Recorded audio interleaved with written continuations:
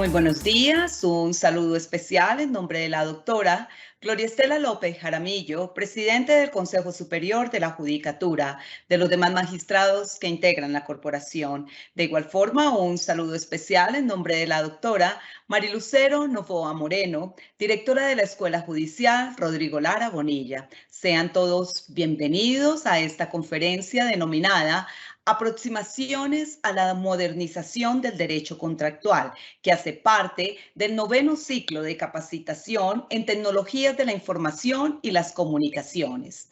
La modernización del régimen de las obligaciones y los contratos obedece a un rediseño del sistema normativo tradicional frente a los desarrollados en materia tecnológica.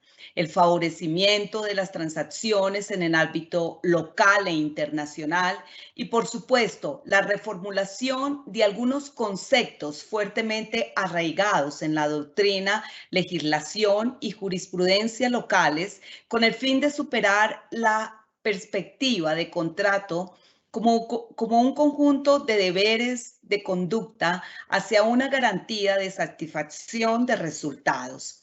Escenario que permite igualmente replantear el concepto de incumplimiento contractual y el conjunto de remedios por incumplimiento contractual a partir de la legislación vigente. Precisamente, este es el objetivo de nuestra conferencia del día de hoy. Hoy nos acompaña y tenemos el gusto de contar con el doctor Diego Hernán Morales Sánchez, abogado, magíster en Derecho Público, investigador adscrito al Grupo de Investigación de Estudios en Derecho Privado de la Facultad de Derecho de la Universidad Santo Tomás, docente de pregrado y posgrado en temas de derecho contractual y obligaciones. Actualmente, el doctor Diego se desempeña como director del módulo de Derecho Civil en la Universidad Santo Tomás. Doctor Diego Hernán Morales Sánchez, es un gusto tenerlo hoy con nosotros. Bienvenido, tiene el uso de la palabra. Bueno, muy buenos días a todos. Doctora Mónica Cuellar, muchísimas gracias por la invitación. Extiendo un saludo cordial a la doctora Marilucero Novoa Forero, directora de la Escuela Judicial Rodrigo Lara Bonilla, y de igual manera un saludo extensivo a la doctora Gloria Estela López Jaramillo, presidenta del Consejo Superior de la Judicatura. Asimismo, a todos los servidores y servidoras de la rama judicial que día a día contribuyen con el mejoramiento de la justicia de nuestro país, y por supuesto a la comunidad académica y participantes que nos acompañan el día de hoy. Antes de ello, agradezco, por supuesto, la invitación de la Escuela Judicial Rodrigo Lara Bonilla a esta pequeña, muy breve charla sobre algunos aspectos de la modernización del derecho contractual y que hace parte igualmente del módulo de negocio jurídico y derecho de sociedades, en el que tuvimos oportunidad de intervenir con los doctores David Augusto Echeverry y el doctor José Miguel Mendoza en particular. Entonces, procuraré en la mayor medida de lo posible ser breve y me voy a auxiliarme de una pequeña presentación para compartir algunas ideas y impedir que algunas se nos puedan escapar por razón del tiempo o de los temas de la exposición, de forma tal que en este momento voy a compartirles una presentación.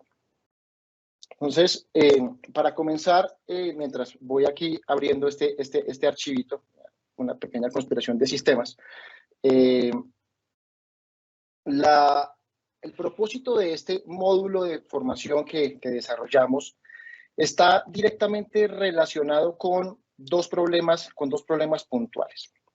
El primer problema tiene que ver con lo que de alguna forma evidencia la doctrina, evidencia la jurisprudencia sobre algunos problemas que se relacionan directamente con la comprensión del derecho contractual, en primera medida. Y en segundo lugar, brindar algunas herramientas de formación, de capacitación e incluso de actualización, si a bien se considera, dentro de la disciplina del derecho contractual local.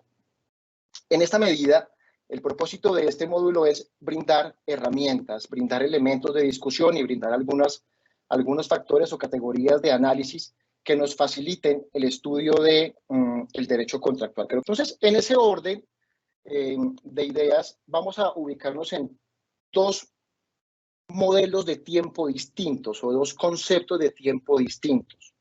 Podríamos decir un modelo de tiempo que corta en el siglo XIX, que llega hasta el siglo XIX y que tiene como un gran resultado o gran desarrollo lo que llamaríamos en nuestro caso el proceso de codificación, el movimiento de la codificación de nuestro derecho, y un momento posterior a la codificación que comprendería, por supuesto, después de la codificación, en particular hasta el Código Civil alemán, y en adelante hasta el momento del año 1980, que tomaré este año como un referente arbitrario realmente, pero en buena medida la comunidad académica ha considerado que este aspecto de la modernización del derecho contractual adquiere una gran acogida a partir de la Convención de Naciones Unidas sobre contratos de compraventa internacional de mercaderías, también conocida como la Convención de Viena.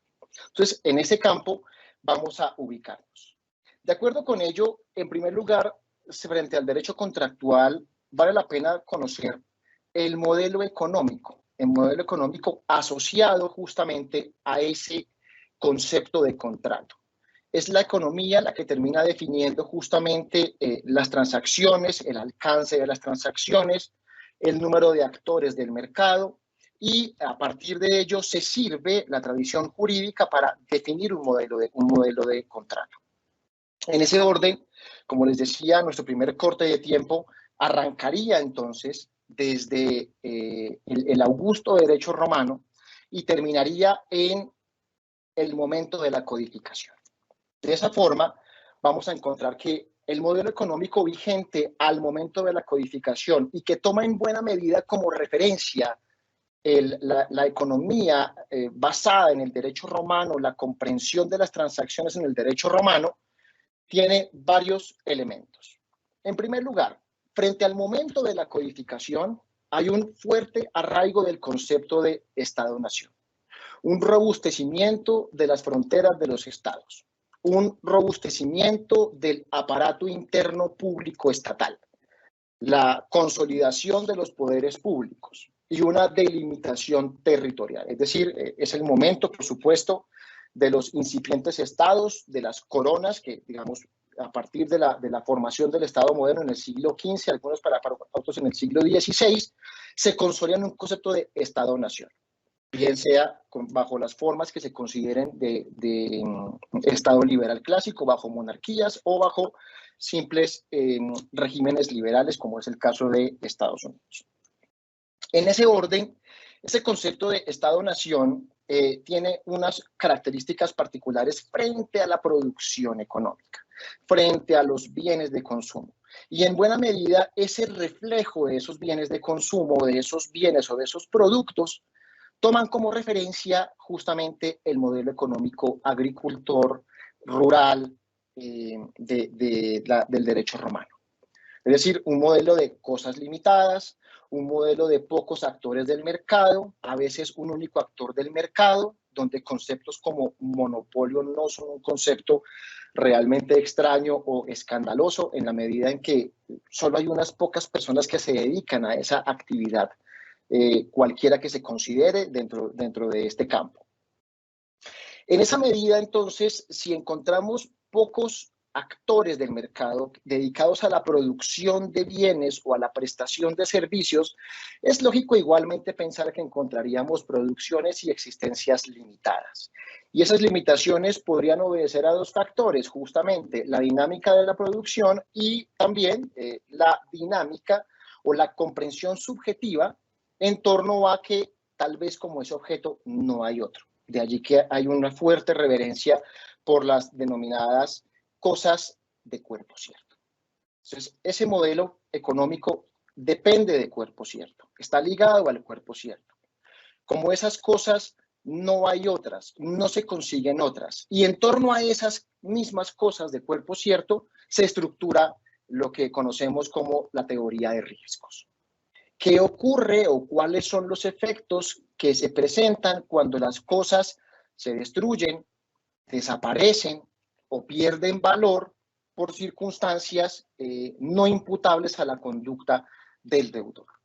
Entonces vienen los modelos justamente que excusan por caso fortuito la responsabilidad del deudor y luego nos trasladan a teorías de riesgos como la res perit creditoris y la res perit debitoris, unas con efecto no liberatorio, en donde el acreedor asume igualmente su contraprestación, así se haya destruido la cosa en manos del deudor, como el caso de la compraventa civil, y el caso de la res perit debitoris, en donde tiene efecto liberatorio incluso para el acreedor y el deudor asume una doble pérdida, tanto la pérdida de la cosa debida como la negación del derecho a reclamar el pago del precio, tal y como ocurre en la compraventa mercantil. Fíjense, mismo contrato, distintos regímenes de riesgo. En ese punto, la corriente de la modernización toma como referentes sociales, económicos y políticos aspectos distintos. En primer lugar, la globalización. Para algunos considerada como un fenómeno, para algunos considerada como una intromisión, para otros considerada como un proceso, con independencia de la consideración que se tenga sobre la globalización desde el punto de vista teórico, sociológico, político, filosófico, podemos considerar la globalización como un hecho innegable.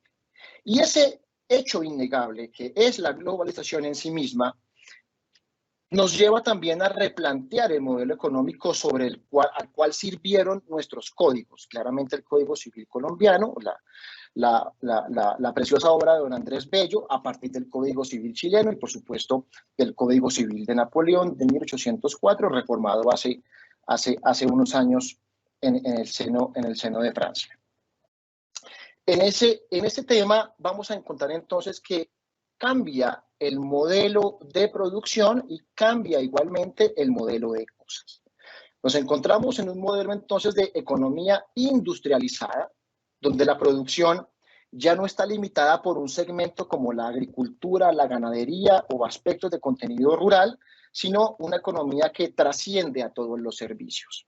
No en vano, el profesor Galgano, en su texto de la globalización en el espejo del derecho, nos indicaba con alguna gran suerte de vaticinio y luego una realización, que estamos migrando a una economía de servicios, tal y como se refleja en las transacciones económicas del modelo estadounidense durante el siglo XX y la consolidación del concepto de riqueza desmaterializada a partir de un ejemplo nomás, la marca, por ejemplo. En ese contexto vamos a encontrar entonces que los actores del mercado en un mismo nicho del mercado son masivos. Podemos pensar en este momento cuántas personas o cuántas sociedades, compañías particulares se dedican a la producción de computadores, se dedican a la producción de equipos tecnológicos, a la producción de calzado, a la producción de insumos de oficina. Y claramente tenemos una oferta diversificada.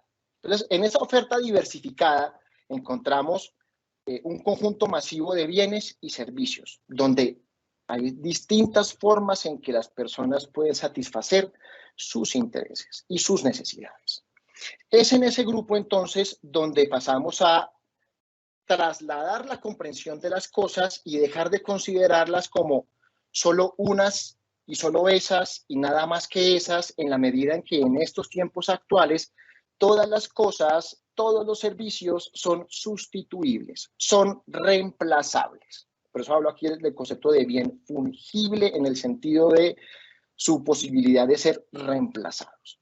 Y en esa medida, entonces, hay un problema, porque si la teoría de riesgos de los contratos parte de cuerpos ciertos, pero ahora todas las cosas son reemplazables, lo que corresponde en estricto derecho de bienes es ubicarnos en los géneros. Y como conocemos, en algunos casos, los géneros no perecen, salvo casos muy limitados de existencia de un mismo género, pero digamos que ya es un tema que escapa, por supuesto, a esta discusión. Entonces, en ese orden, podemos resumir este punto en: pasamos de una economía de cosas y especies de cuerpo cierto a géneros. Todo es reemplazable, todo es sustituible y todo se produce en masa. A partir de ese modelo económico, de esa transformación de modelo económico, vale la pena pasar a un segundo elemento, y es qué es lo que tenemos en nuestro ordenamiento jurídico sobre la comprensión de contrato. Aquí me he tomado el atrevimiento de citar un par de disposiciones. La primera, el artículo 1101 del original Código Civil francés de 1804, con algún riesgo de traducción, en donde encontramos que el modelo tradicional entiende que el contrato es un acuerdo de voluntades que genera obligaciones para las partes.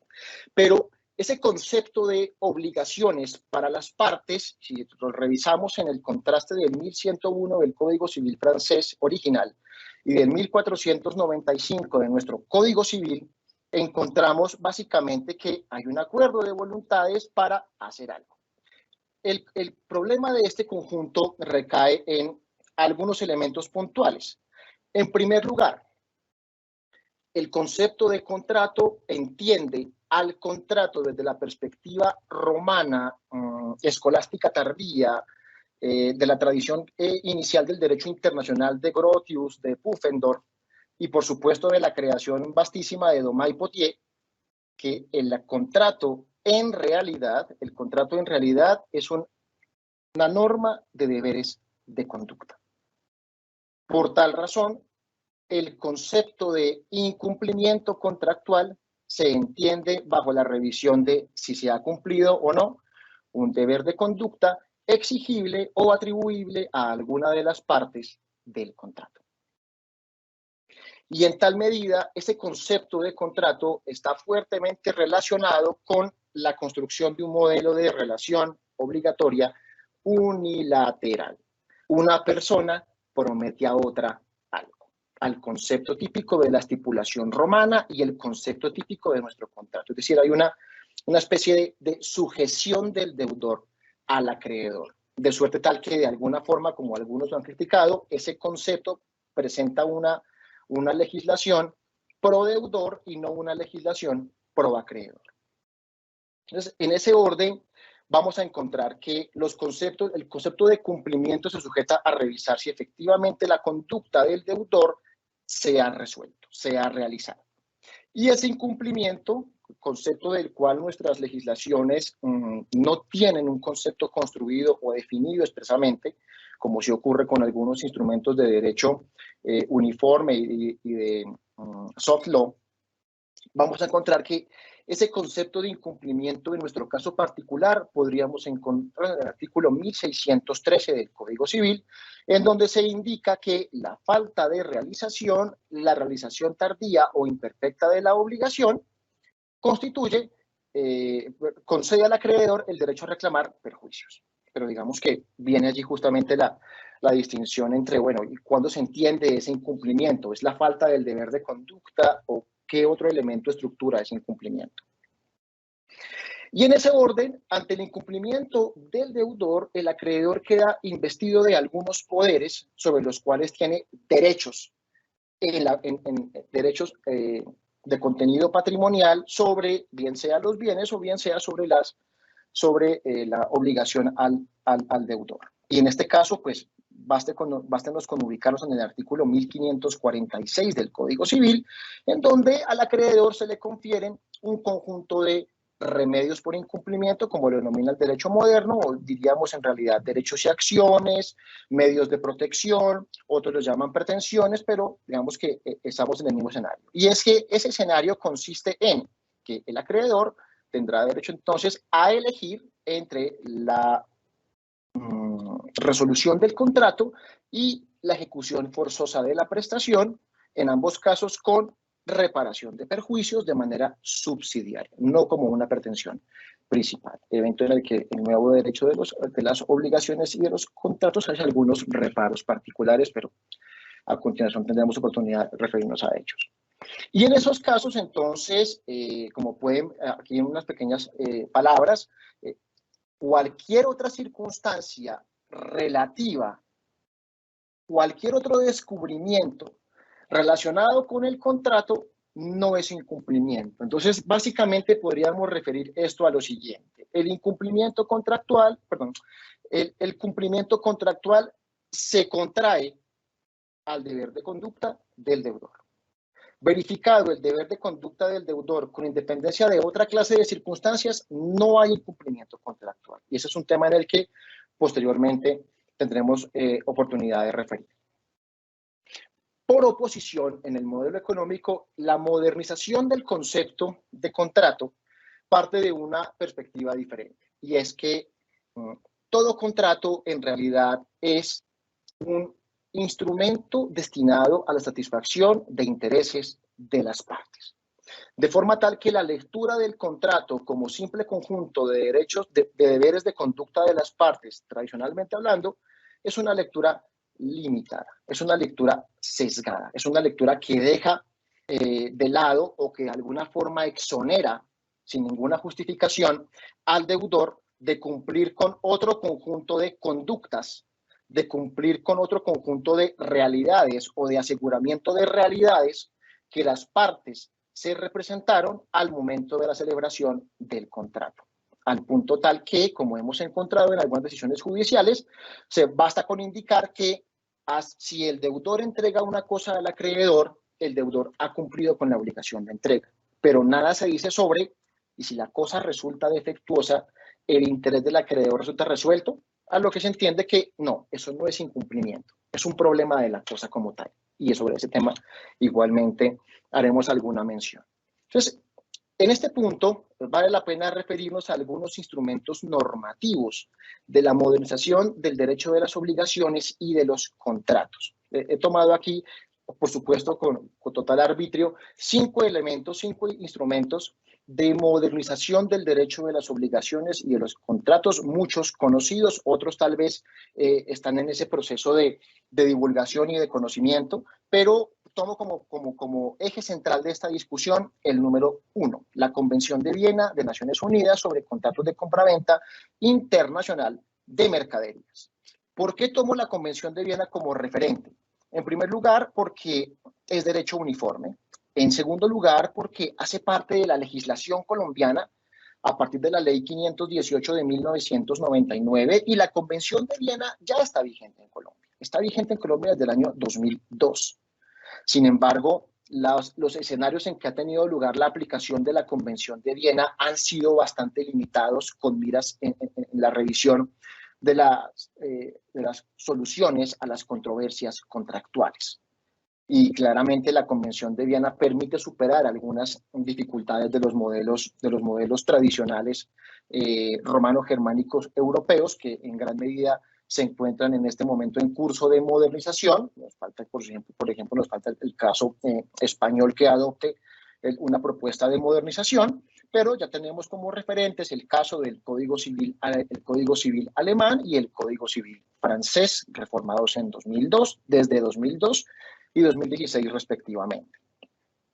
De los numerales segundo al quinto encontramos elementos de soft law, guías de interpretación, por supuesto con total autoridad conceptual y jurídica para entender algunos conceptos de modernización, y en particular el numeral quinto sobre los principios latinoamericanos de derecho de los contratos, que obedece justamente a una inquietud regional sobre cómo armonizar las diferencias de nuestros distintos territorios y normatividades sobre el derecho contractual y nuestras comprensiones también diversas sobre los efectos de los contratos.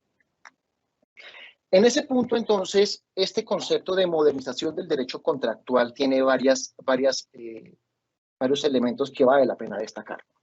En primer lugar, estamos ante un instrumento de derecho uniforme, y me refiero particularmente a la Convención de Viena, no quiero decir que los demás no lo sean, en efecto también tienen esas pretensiones de unificación, pero el derecho del common law y el derecho civil romano-germánico convergen con miras a dar intereses satisfechos, con miras a resolver problemas que son comunes en esos territorios y en los nuestros, a unificar algunas reglas de comercio, a unificar algunas reglas sobre las transacciones comerciales, sobre los riesgos de los contratos, sobre el incumplimiento de los contratos, sobre los remedios por incumplimiento contractual y, por supuesto, en una fuerte medida a acoger conceptos unitarios.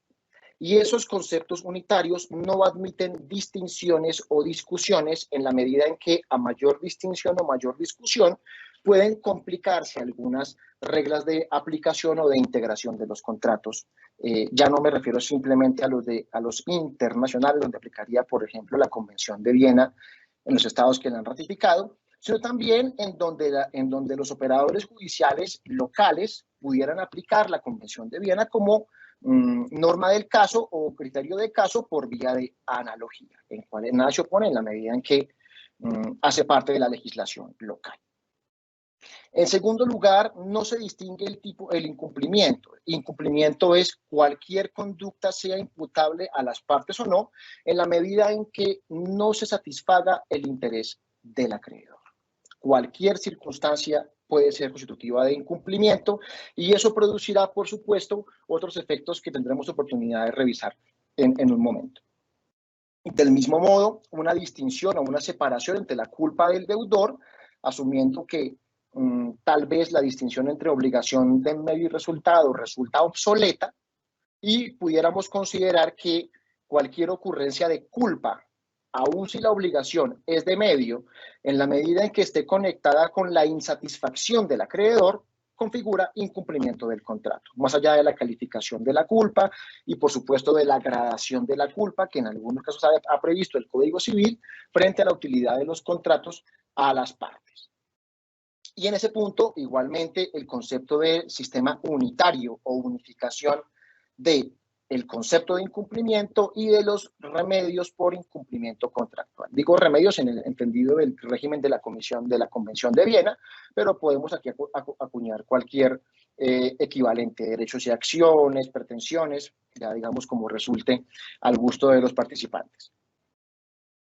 En ese orden, la Convención de Viena, en lo particular y frente al tema que nos ocupa sobre el cumplimiento e incumplimiento de los contratos, podemos considerar el escenario de la garantía de conformidad o de la exigencia de conformidad, como tiene la Convención de Viena. ¿En qué consiste esta garantía de conformidad?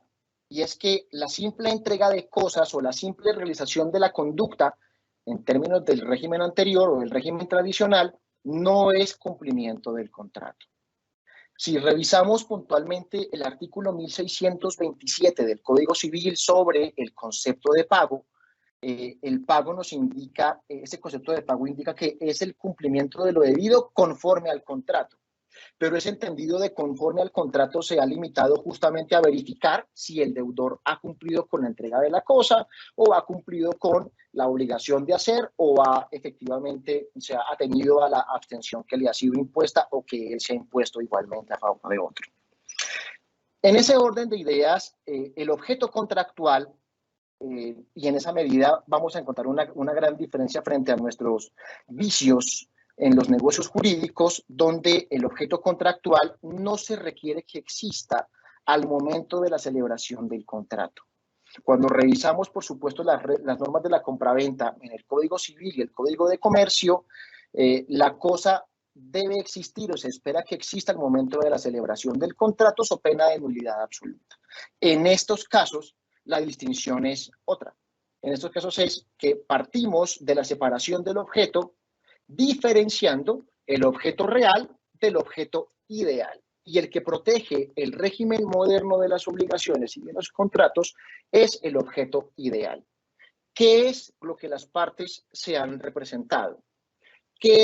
¿Cuál es el interés que las partes pretenden satisfacer?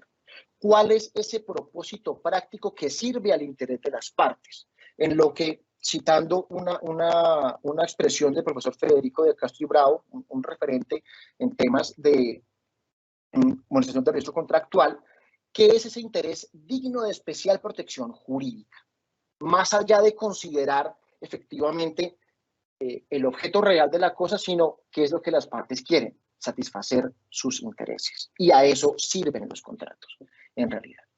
De forma tal que esa entrega conforme a lo pactado en el contrato no se circunscribe únicamente a revisar si entregó o no entregó, si hizo o si no hizo, sino en realidad a revisar otro conjunto de realidades y de conductas o deberes de conducta que son exigibles para considerar esa entrega de cosa conforme, o ese servicio prestado conforme, o esa abstención conforme a el compromiso de las partes.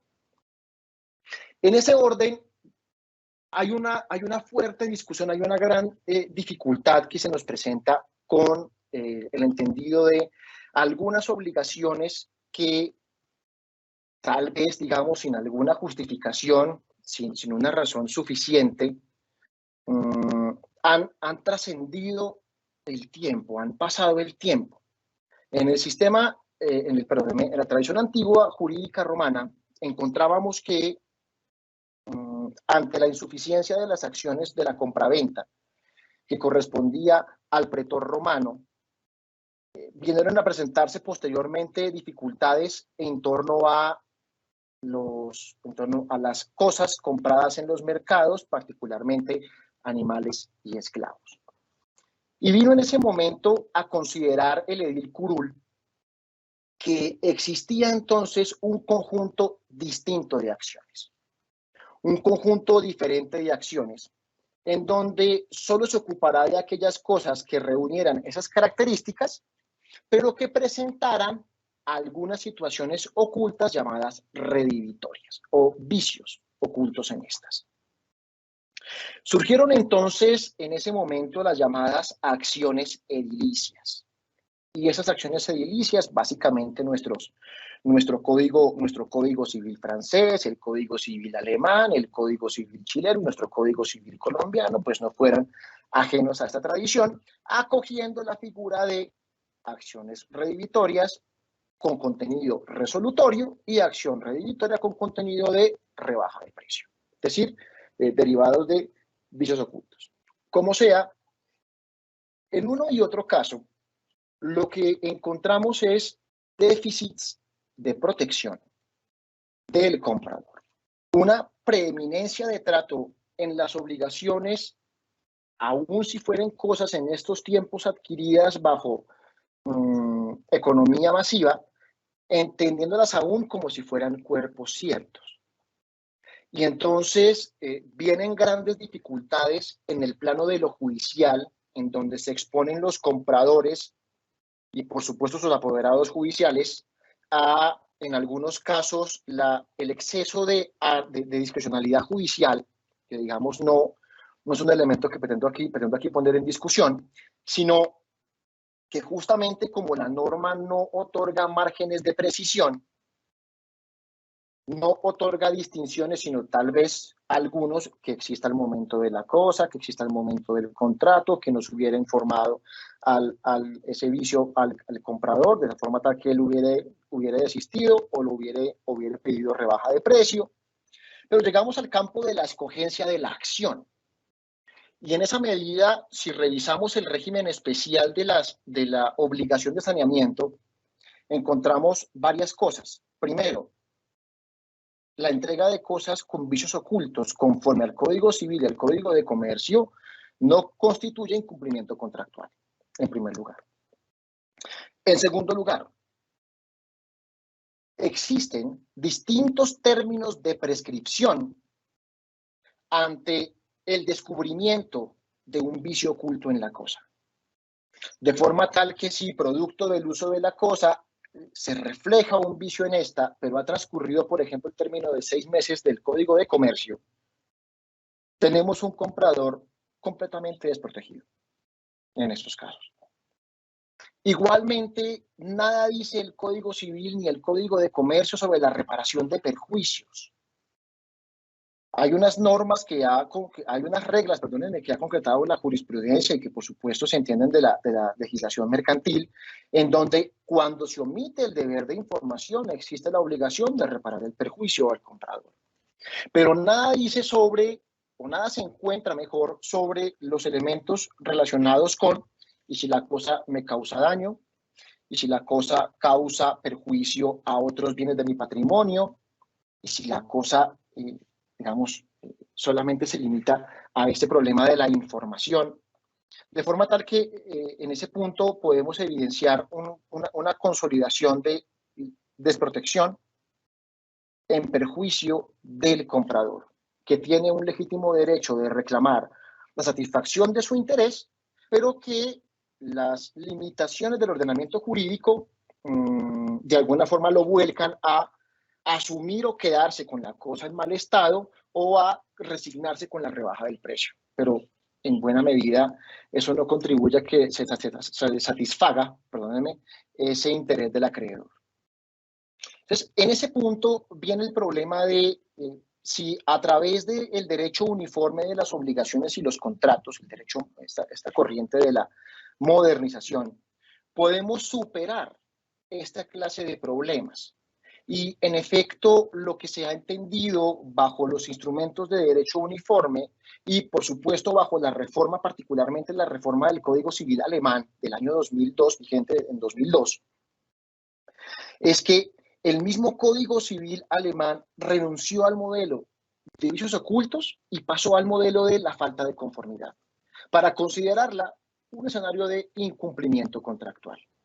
Entonces, la ocurrencia de un vicio oculto que desencadene en nuestro caso, por supuesto,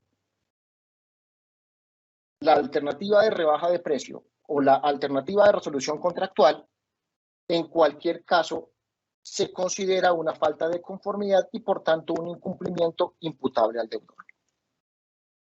De forma tal que ello refuerza justamente la posición de una legislación pro acreedor en la medida en que los contratos pretenden satisfacer intereses y no son simples acuerdos de voluntades que establecen deberes de conducta de las partes.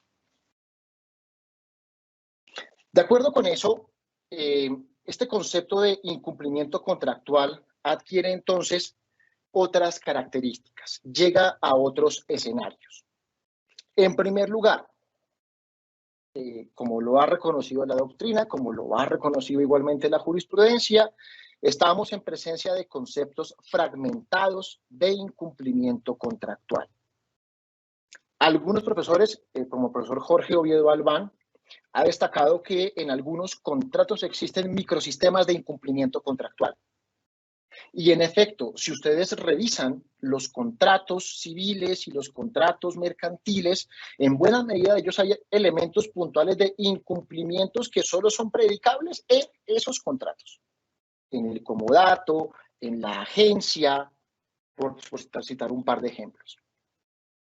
Ese sistema aislado de alguna forma, pero también un sistema reforzado a favor de la compraventa, puesto que es la compraventa el contrato más importante, digamos, dentro del mundo transaccional, refleja que esa diferencia de trato contribuye igualmente a una discriminación que no tiene justificación en la medida en que todos son contratos.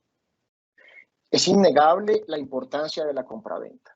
Es innegable la relevancia de la compraventa en el comercio internacional, en las transacciones, cualquiera que sea. Pero todos los contratos merecen iguales estándares de protección y no tal vez, perdónenme la expresión, quedarse allí velando un régimen de protección o que un acreedor o un deudor queden allí a la expectativa de una mejor alternativa de protección porque es el mismo ordenamiento que le ha establecido un régimen limitado de protección. Claramente es una situación que merece alguna suerte de revisión. Mientras que bajo un concepto unitario de incumplimiento contractual, podríamos entender que este concepto, este incumplimiento, comprende al menos 4 escenarios. La falta de ejecución del contrato, el cumplimiento tardío, el cumplimiento defectuoso y la falta de los deberes de conducta realizables y exigibles al deudor con el fin de procurar la satisfacción del acreedor. Creo que ese es un elemento destacable, superando la perspectiva de la visión de deberes de conducta y trascendiendo hacia un escenario en el que los contratos, como es una frase que yo suelo repetir con mucha frecuencia, los contratos están diseñados para que las partes queden contentas, para que las partes queden conformes, no para que simplemente realicen ejercicios de capacidad jurídica que luego el ordenamiento jurídico o el legislador le quitan efectos. El ordenamiento jurídico, por supuesto, también algunas decisiones judiciales dejan allí en entredicho esa capacidad o ese interés de satisfacer necesidades en sentido económico.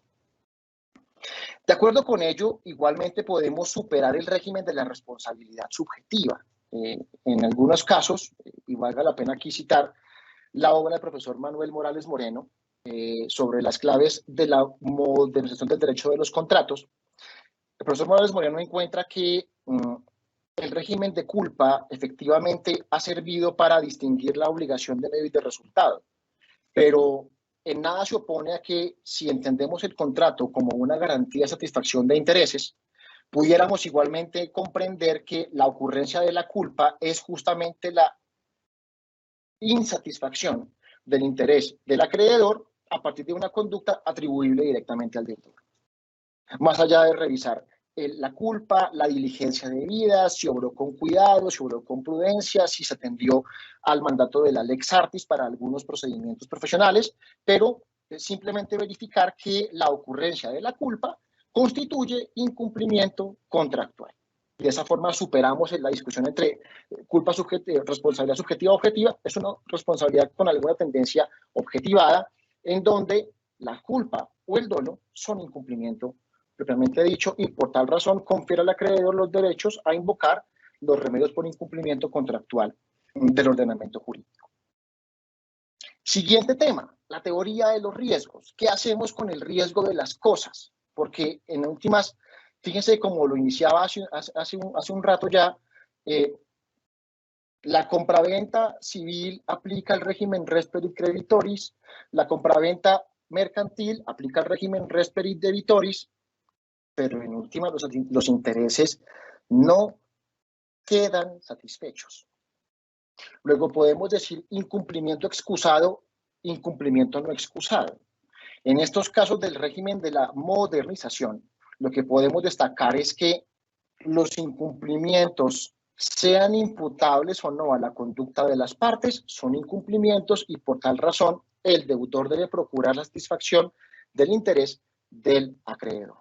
De forma tal que, si la cosa ha perecido por una culpa, por una circunstancia no imputable a la culpa del deudor, como lo tiene nuestro Código Civil,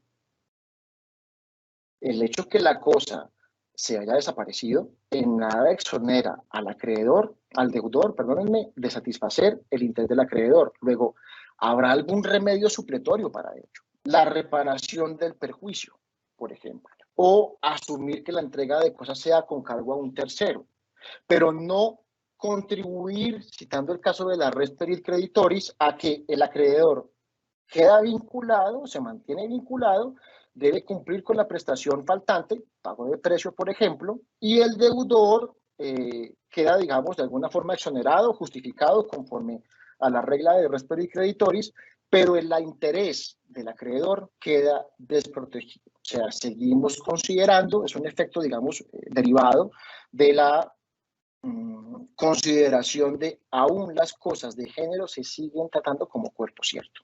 Creo que es un problema que ya vale la pena superar en la medida en que contribuye a la insatisfacción del interés y no a la real garantía de resultados en donde se fundan los elementos buenos del derecho contractual.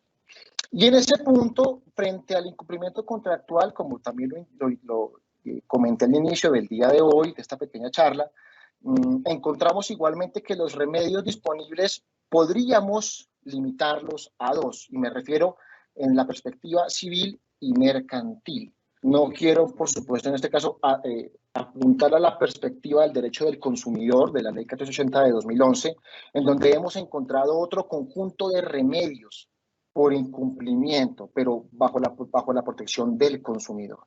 Pero en nuestro caso particular, entre comerciantes y entre no comerciantes, encontramos, en términos generales, los típicos remedios del Código Civil 1546, la resolución del contrato y la ejecución forzosa de la prestación, también denominada pretensión de cumplimiento específico, en ambos casos con pago de perjuicios, siendo el pago de perjuicios o en obligaciones, una pretensión subsidiaria y nunca principal. Evento en el que también el nuevo derecho de las obligaciones y los contratos le otorga al papel de la reparación de perjuicios un papel principal, en donde puede reclamarse directamente sin necesidad de alguna pretensión principal en la reparación del daño.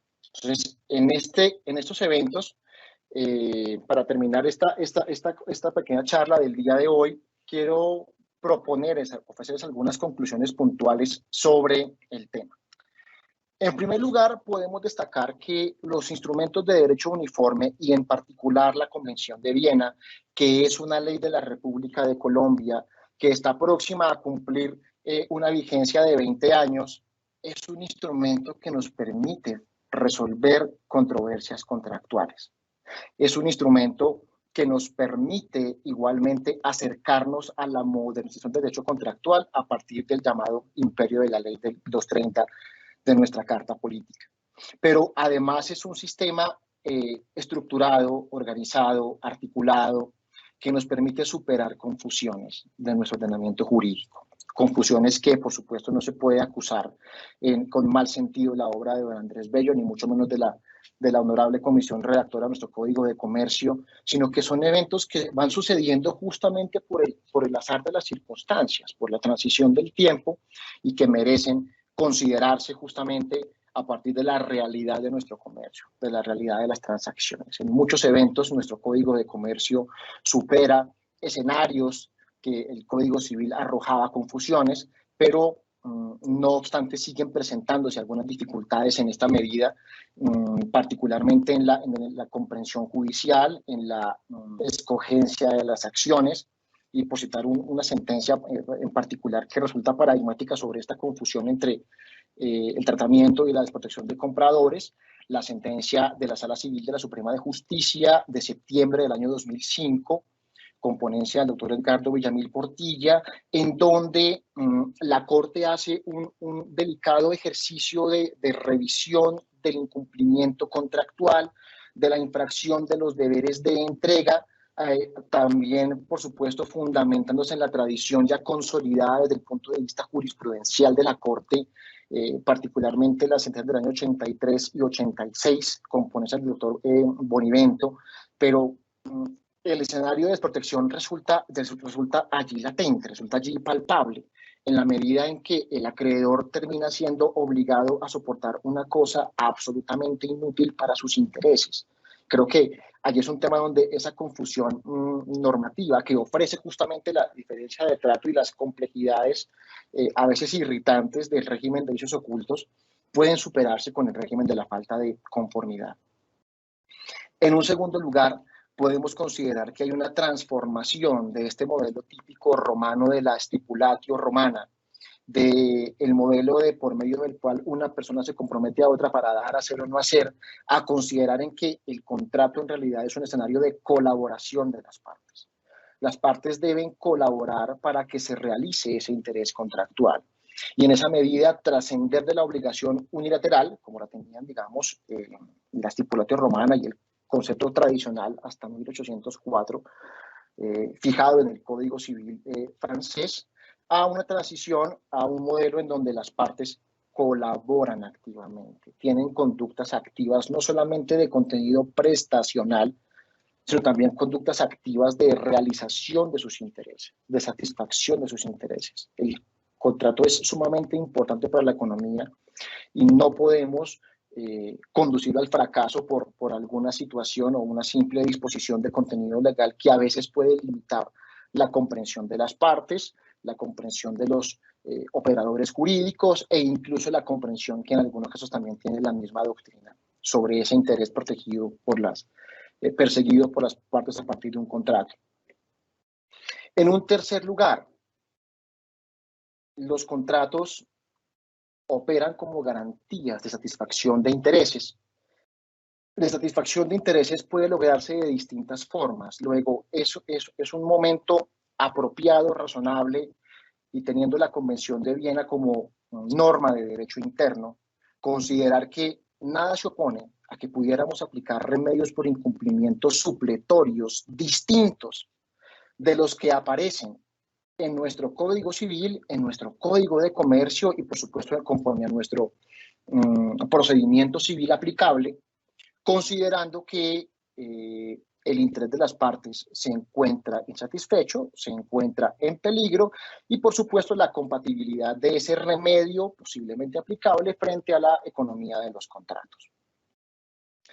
Por último, y no menos importante, la necesidad de adecuación de algunas decisiones judiciales, de la práctica judicial, de la comprensión de la práctica judicial, por supuesto también de la comprensión a la que contribuimos los operadores jurídicos, apoderados, estudiantes, abogados, en toda esta discusión sobre la conformación del contrato, la comprensión del contrato, en el entendido que tenemos una herramienta allí muy valiosa y tal vez no le hemos dado la importancia que merece. Por citar un ejemplo puntual,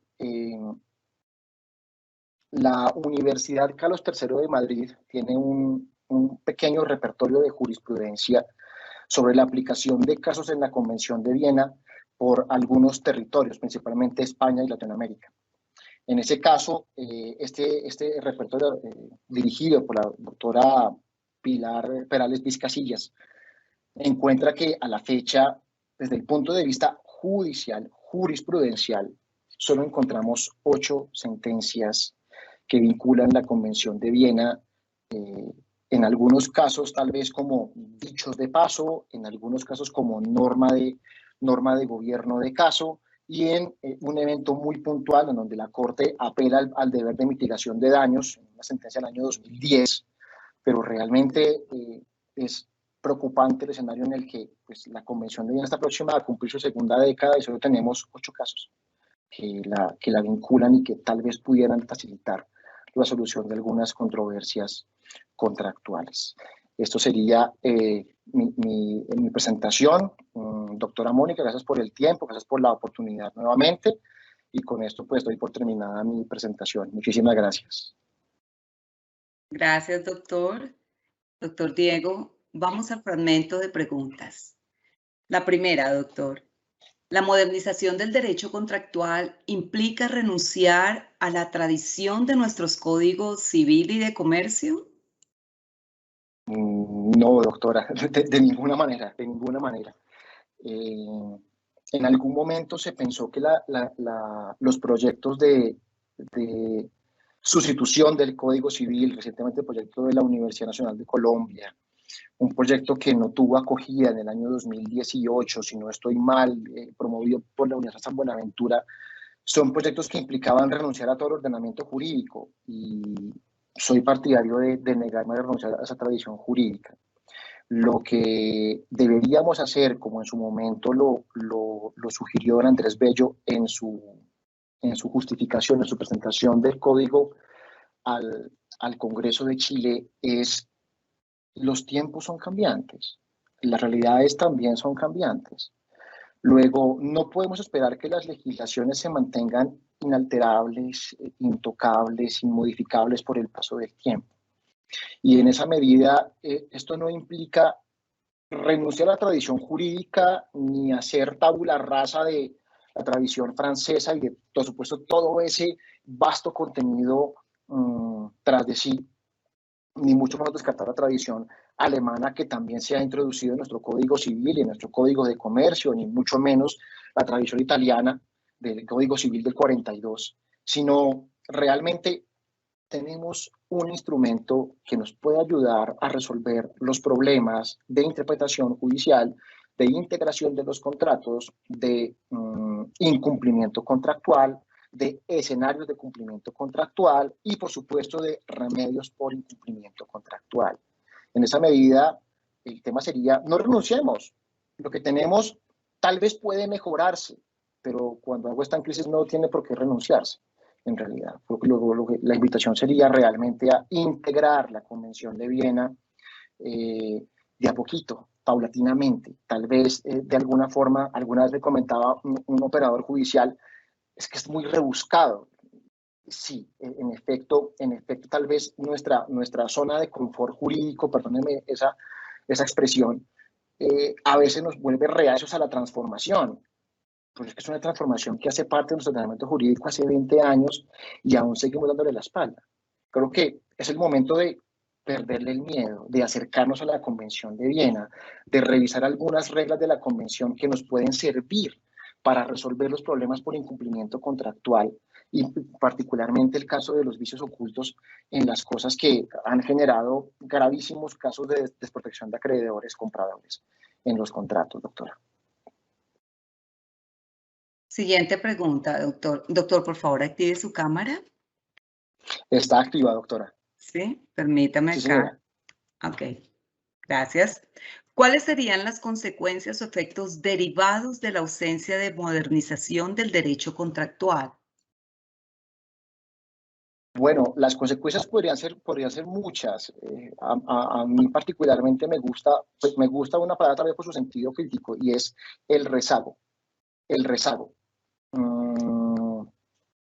Países como El Salvador, con una economía mucho más pequeña, con una menor concentración de población, ha vuelto la Convención de Viena casi que una norma obligatoria de los contratos y ha incorporado la Convención de Viena para resolver controversias contractuales simples, comunes y corrientes, desde el juzgado más pequeño hasta el tribunal de casación. Creo que el primer problema sería ese, el rezago. El segundo problema tiene que ver tal vez con que estamos planteando que vivimos en una realidad distinta de la que el comercio, la globalización y las transacciones realmente nos están presentando. Y es que no podemos seguir asumiendo algunas categorías jurídicas contractuales en el entendido de economías de cuerpo cierto, de economías menores, de economías basadas en la entrega de cosas ligadas a economía agraria, economía rural, cuando realmente todas las cosas y todos los servicios actualmente son reemplazables. Siguiente pregunta, doctor. ¿Qué otros remedios por incumplimiento contractual podrían aplicarse? Muy bueno, doctora. El campo de remedios por incumplimiento contractual es bastante amplio. Habrá que considerar varias cosas. En el derecho anglosajón se considera, por ejemplo, que la pretensión de cumplimiento, que aquí llamamos ejecución forzada, es una pretensión contraria a la libertad de las personas. Luego es una pretensión que se mira tal vez como las últimas posibles y considerando si no hay otra alternativa realmente para satisfacer al acreedor. Entonces, digamos que uno diría cumplimiento sí, pero tal vez considerándola tal vez al final. La resolución igualmente podríamos considerarla con algún término de derecho penal como la última ratio. Lo último que queremos es que el contrato fracase. Y si el contrato fracasa de tal forma que no sea simplemente por la resolución que impone un juez en la decisión, sino que también las partes tengan el escenario o la posibilidad de establecer una resolución convencional, en donde las partes pueden igualmente declarar la resolución de la parte contraria ante algún escenario, donde igualmente las partes pueden anticiparse a lo que llamaríamos el incumplimiento anticipado del contrato. Si una de las partes encuentra que razonablemente y objetivamente hablando, sustentado en los medios de prueba disponibles, la parte, el deudor, va a incumplir el contrato, el acreedor puede terminar anticipadamente el contrato, impidiéndole al acreedor que incumpla. Entonces tendríamos allí otra alternativa desde el punto de vista convencional. Pero igualmente, lo comentaba hace un momento, refiriéndome a la ley 1480 de 2011 sobre la protección al consumidor, allí encontramos, por ejemplo, el remedio de la reparación. Cuando la cosa resulta defectuosa frente al consumidor, el distribuidor, el vendedor, tiene la obligación de reparar la cosa en la medida en que la cosa pueda repararse. Ese remedio no lo tenemos acá. Si la cosa resulta defectuosa, el acreedor no la puede, el deudor no puede repararla. El acreedor queda sujeto a una de dos: pido la rebaja del precio y me encarto con aquella cosa que no me sirve, o demando la resolución por vía del término general especial de prescripción de las acciones de la acción reditutoria. Igualmente podemos encontrar la reparación de perjuicios. La reparación de perjuicios puede enervarse como una pretensión principal, puede ejercerse como una pretensión principal. Nuestro código la condiciona como pretensión subsidiaria derivada del incumplimiento bajo el término del Código Civil, artículo 1546, es decir, perjuicio compensatorio, perjuicio moratorio, resolución de perjuicios por incumplimiento contractual, pero ¿por qué no podríamos considerar que puedo reclamar por separado ese incumplimiento? Igualmente, encontramos un par de remedios importantes en la Convención de Viena, vale la pena resaltar. En primer lugar, el caso de la sustitución de la mercadería, sustitución de cosas, en donde siempre que no exista otra alternativa y conforme a la economía del contrato, la sustitución de la mercadería no complique la posición económica del deudor, pueda exigirse el reemplazo íntegro de la mercadería para satisfacer ese interés del acreedor. Y en último lugar, podríamos encontrar la denominada operación de reemplazo o cumplimiento con cargo a un tercero. En donde el deudor encarga a un tercero del cumplimiento de la prestación para que se realice a favor del acreedor. De esa forma, el deudor, si bien tiene la dificultad de cumplir por cualquier circunstancia, no está excusado ni liberado de cumplir el contrato. Siempre está llamado a satisfacer el interés del acreedor, de forma tal que delegue a un tercero, encargue a un tercero bajo su cuenta, bajo su riesgo, bajo sus costos, y que razonablemente pueda cumplir con ese interés del acreedor. No, sí, por supuesto, destacar también que se puede pedir la rebaja del precio, pero nuestro Código Civil la tiene allí prevista como una alternativa de solución por vía judicial a través de la Actio Quanti Minoris. Eso sería en este punto, doctora Mónica. Un agradecimiento muy especial al doctor Diego Hernán Morales Sánchez por su excelente explicación, por darnos a conocer algunos mecanismos y conceptos que pueden contribuir a la solución de problemas contractuales desde lo judicial. También, como nos mencionó, estos instrumentos de derecho uniforme y especialmente la mención a la Convención de Viena como un instrumento que permite resolver esas controversias contractuales por ese mismo imperio de la ley. Y es un sistema, como lo dijo también doctor, articulado, que asimismo permite superar confusiones que se puedan presentar en nuestro ordenamiento jurídico. Todo esto pues basados en la realidad de nuestras transacciones comerciales que han ido evolucionando también y cómo las partes colaboran activamente en esa realización de sus intereses, siendo los contratos los que operan como garantía de satisfacción de intereses. De nuevo, nuestros agradecimientos, doctor Morales. Doctora Mónica, gracias por la invitación, gracias por este espacio nuevamente y una invitación a revisar la Convención de Viena, un gran instrumento que puede ayudar a resolver muchos problemas de orden contractual. Muy gracias a todos y que tengan un muy buen resto de día. Mil gracias. Gracias, doctor. Asimismo, gracias a los servidores y servidoras judiciales y a todas las personas que actúan en el sector justicia que se interesaron en esta conferencia virtual. Muchísimas gracias. Un feliz resto de día para todos.